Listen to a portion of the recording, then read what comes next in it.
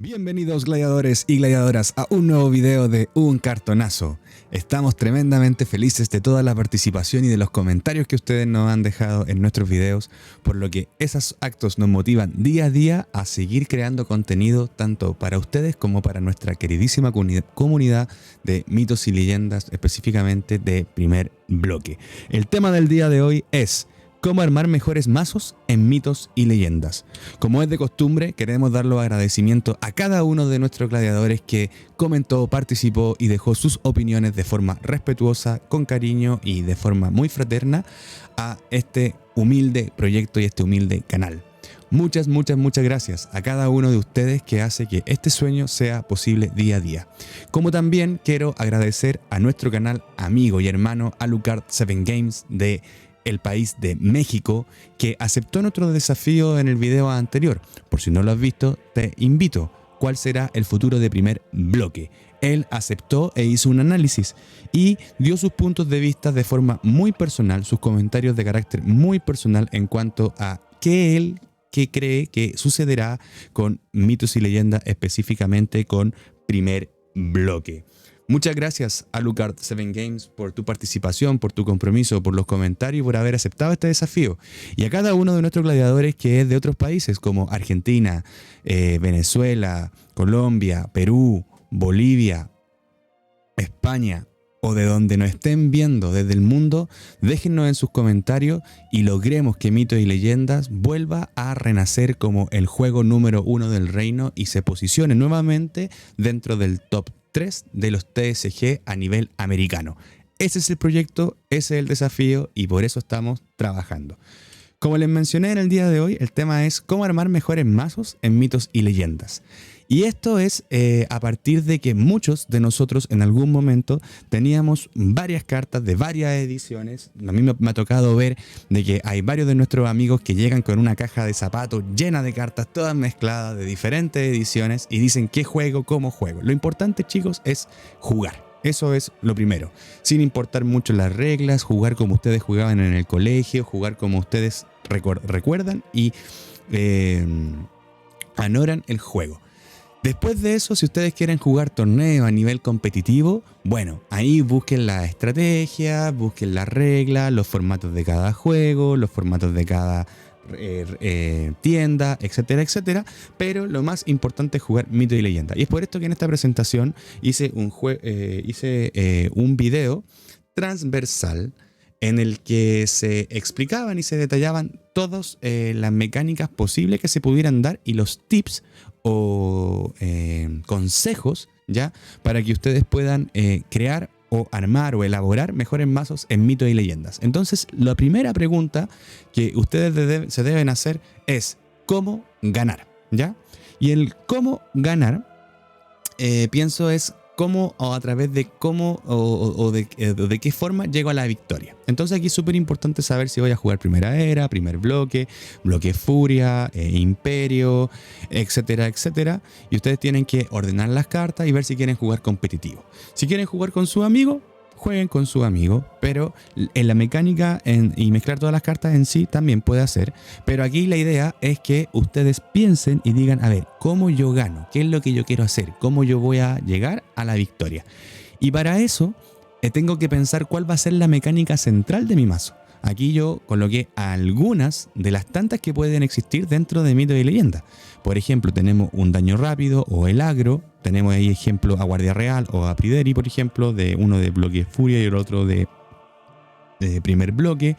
Dejar sin mano al oponente, reutilizar cartas del cementerio, destruir toda la mesa o los removal, como se les denomina, rompeoro, que es en este caso limitar los recursos, daño imbloqueable, que ingresa el daño de forma directa, arrollador, sin tener ningún elemento que impida que ese daño sea tratado o pegado al oponente, anular todo, etcétera, etcétera. Ustedes tienen que pensar cuál es la mecánica central del mazo y buscar cartas de ese tipo, así bien rápido, que sean similares y que sean tanto en aliados, tótem o talismanes, ¿ya?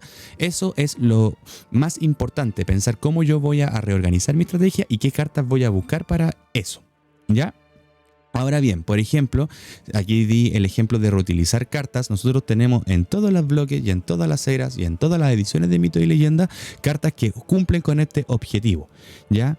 Estamos pensando cuál va a ser nuestra mecánica. Por ende, esa mecánica tiene que tratar con cartas que cumplan con la reutilización del cementerio. Y eso ya es importante porque no solamente estoy utilizando las cartas que me aparezcan en la mano, sino que también las cartas que están propiamente en el cementerio. Y esa va a ser mi mecánica central. Mis cartas van a estar destinadas a generar un juego, mecánica, daño, combos, etcétera, etcétera, tanto con lo que me aparezca en la mano como con lo que esté en el cementerio.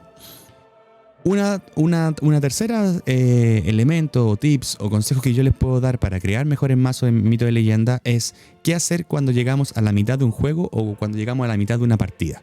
Y esto hay que pensar súper bien en qué debilidades tiene mi estrategia. Uno tiene que observar, a ver, esta estrategia que estoy utilizando a lo mejor me cuesta mucho llegar a una etapa del juego, por ende me entra mucho daño de forma muy rápida, o bien mi curva de oro es demasiado lenta y las cartas que tengo las puedo jugar cuando llegue al turno 3, al turno 4 o al turno 5 y en los primeros turnos a lo mejor me podrían ver perjudicado por el agro. Entonces por eso es sumamente importante tener presente la curva de oro. Ya en algunos otros TCG se llama la curva de maná o la curva de recursos. Si tú no has visto el video de qué es el rampeo, te recomiendo que también pases a ver y te invito a que puedas entender a qué se refiere esto que estamos hablando de la curva de oro. Pero en términos muy simples, la curva de oro trata de que cuánto es la cantidad de recursos que yo necesito, o es decir, cuánta cantidad de oro en mesa yo necesito para poder aplicar mi estrategia. Y mientras las cartas tengan menor coste, mayor facilidad voy a poder ponerlas en juego. Mientras mayor coste, mayor dificultad tengo para ponerlas en juego. Entonces, por eso es importante saber cuántas cartas de coste 1, cuántas cartas de coste 2, 3, 4, 5, 6, etcétera, etcétera, tengo en el mazo para saber de qué, cómo o de qué manera mi juego se va a impartir. Es decir, desde qué momento mi estrategia se va a empezar a ser válida, va a ser efectiva. Por lo que la curva de oro es importante para ver si esta estrategia que yo quiero hacer, por ejemplo, cuál va a ser la mecánica central, reutilizar cartas, o bien, como les dije, hacer daño, destruir todo, el daño imbloqueable, anular todo. Yo tengo que saber cómo y cuántos oros necesito para ejecutar eso y a su vez también tener presente o identificar qué debilidades tiene mi estrategia, porque a partir de eso yo voy a poder cubrirme o protegerme de la estrategia del rival. Ahora, ¿qué es lo que es importante? Anticiparte a tu rival. Siempre la primera partida es importante para ver o estudiar en qué etapa vamos del juego, qué estrategias tienen. Por ejemplo, si ustedes van a jugar con raza, intenten evitar mostrarle la mano a su oponente mientras juegan de forma online o de forma física. Intenten revolver mirando con las caras de las cartas hacia su cuerpo, no hacia dirección hacia el oponente, porque ahí le puede estar observando las cartas que ustedes tienen. Esos detalles son cruciales, chicos, cuando ustedes quieren jugar Mito y Leyenda o cualquier TCG, tienen que cuidar o proteger su estrategia y sus cartas para que el oponente no las tenga presentes y así también ustedes tener sus cartitas bajo la manga y sus cartas sorpresa. Si tu oponente presenta obstáculos, hay que pensar cómo lo elimino. Por ejemplo, siempre a lo mejor pueden jugar con Totem o a lo mejor si tienen aliados que son importantes, dejar esas cartas para esas estrategias de tu oponente. Es muy difícil que un jugador no te presente resistencia y si no te presta resistencia puede que sea en una partida, pero si estamos jugando ya sea con amigos o en nivel competitivo, hay que guardar las cartas que contrarrestan o que atacan o debilitan las estrategias del rival. Y por eso que tanto las cartas de anulación como en primera era, por ejemplo Flechero, o bien como Red de Plata en primer bloque o incluso Bola de Fuego en bloque Furia, son cartas valiosas y son cartas apreciadas para el juego porque de cierta manera contrarrestan, atacan e impiden que el rival forme, crezca y elabore su estrategia. Por ende, siempre es importante pensar cuáles son los obstáculos que pudiera interponer tu oponente y a su vez también cuando ya los tengo identificados, guardar cartas para contrarrestarlas. Es muy difícil ganar un juego si yo no guardo estas cartas para mi estrategia o para proteger mi estrategia. Ahora bien, rendirse jamás será una opción. Analiza los recursos que tienes, mira las cartas que tienes, de las ediciones que tienes. Si tienes más cartas de primera era y era lo que tú jugabas en el colegio, junta eso, trabaja con eso y diviértete con eso. Si tú tienes una caja de zapatos llena de cartas de espada sagrada, por ejemplo, y helénica, pero te faltan las de dominios de Ra y también, por ejemplo, las de hijos de Dana, bueno, juega a lo mejor algún formato en el que sea racial, edición, extensión y te limitas a solamente eso. No solamente te va a servir para definir estrategias, sino que también te va a ayudar para definir tus recursos económicos, a dónde vas a enfocar tus gastos.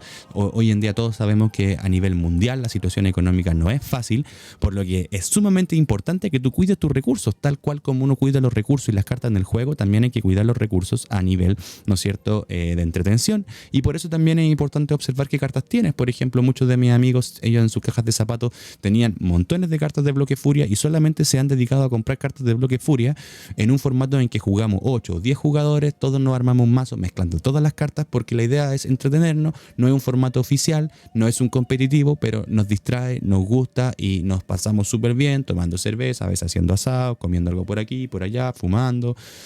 Se pasa, de verdad que genera mucha fraternidad. Pero si ustedes quieren jugar competitivo, estos consejos también son todos aplicados para el competitivo. O sea, ver qué cartas o qué ediciones tengo en su mayoría, ver cómo o de qué manera se juega esa estrategia, cómo ganar, cómo voy a alcanzar la victoria, cuál va a ser la mecánica central de mi mazo, qué es lo que yo busco con mi mazo, buscar cartas que estén destinadas, que tengan relación con eso. Por ejemplo, el rompeoro en primer bloque no es una estrategia que esté tan fuerte como en primera era, entonces a lo mejor de cierta manera no podría tener un resultado más productivo, o bien me va a costar mucho más o la probabilidad de perder va a ser mayor, por ejemplo. ¿Qué hacer cuando llegamos a una mitad de una partida? Esto también, ver cuáles son las debilidades de mi estrategia y ver cuál es mi curva de oro para saber desde cuándo yo voy a poder activar o ejercer mi estrategia. Guardar las cartas que contrarrestan la estrategia del oponente y generar cartas sorpresas para poder eliminar o saltar esos obstáculos. Eso es importante. Segundo, prueba y ejecuta tus ideas. A veces hay ocasiones en que las ideas que uno tiene en su mente parecen buenas, pero que en la práctica no se ejecutan o no son factibles. Por ejemplo, en su momento yo en primer bloque tenía la idea de crear un mazo rompeoro Fire, pero en realidad nunca funcionó y me dieron paliza cada vez que jugué. Juega mucho, tanto con amigos como con gente nueva. Esto va a ayudar a crear nuevas ideas, va a entender o te va a dar luces de cuáles son las debilidades de tu mazo, qué le falta a tu mazo. Jugar con personas de repente te dan ideas. Hay algunos que sí son soberbios, pero la mayoría son simpáticos, te van dando opciones, te van comentando experiencias, te van diciendo qué carta agregar. Uno conoce nuevas cartas, ve si es factible o no la estrategia. Por ende, es importante jugar y jugar y jugar y probar y probar y probar y ejecutar tu idea para ver si es que son factibles o no. Y a partir de lo mismo, toma nota y registra las partes débiles de tu mazo en un cuadernito, un bloc de notas en tu celular. Ve qué cartas en este caso te causaron mucho daño, qué raza te causó mucho daño, qué cartas fueron las que realmente te perjudicaron, y todo esto te va a permitir armar un mejor mazo en mitos y leyendas. Juega donde quieras, juega como quieras, que las reglas y las restricciones no te limiten. Es cierto que existen muchas ideas y muchos torneos en tiendas a nivel competitivo, pero lo importante es jugar. Por eso les digo, juega donde quieras, juega como quieras, juega mitos y leyendas. Larga vida al juego número 1 del reino. Nos esperamos en un próximo video. Que estén bien. Chao, chao.